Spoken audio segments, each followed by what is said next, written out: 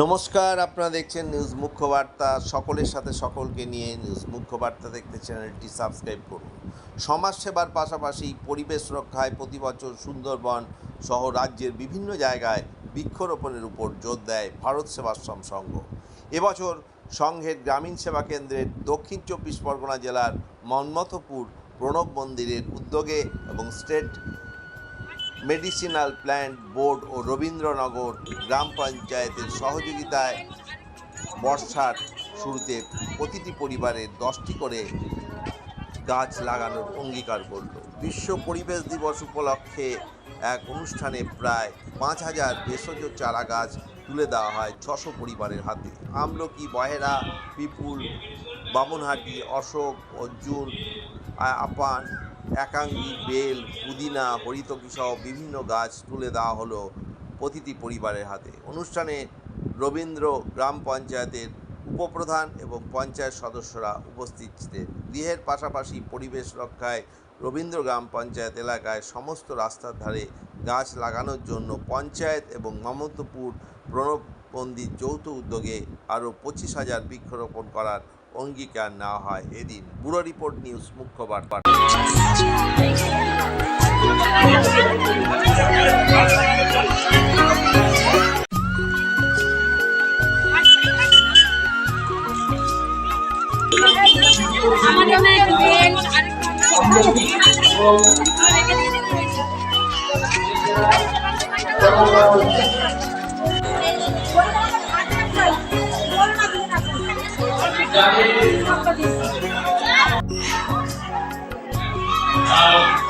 Medicinal plant board থেকে যে বিশাল গাছগুলো নিয়ে আসা হচ্ছে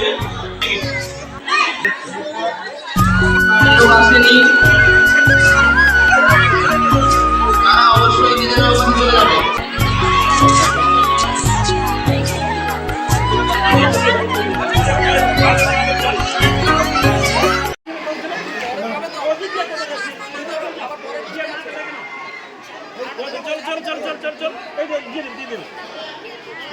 ছাত্রছাত্রী গণমাধ্যমে বাড়ি পাঠিয়ে দিয়েছেন, আপনারা লাইনে দাঁড়িয়ে যান।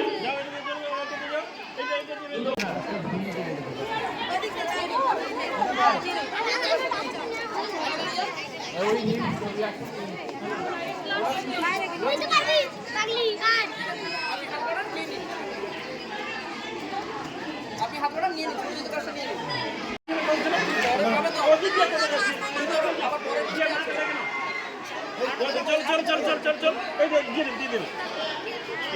ছাত্রছাত্রী গণমাধ্যমে বাড়ি পাঠিয়ে দিয়েছেন, আপনারা লাইনে দাঁড়িয়ে যান।